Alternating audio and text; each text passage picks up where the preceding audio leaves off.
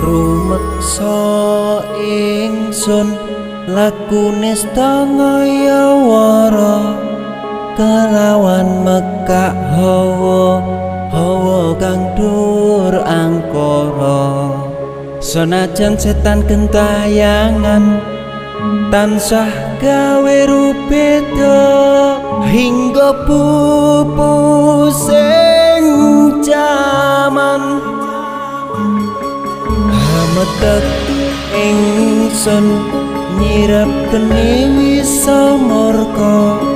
maperhardaning panca saben ules sing netra linambaran sih kawelasan ingkang paring kamulyan Sang Hyang Jati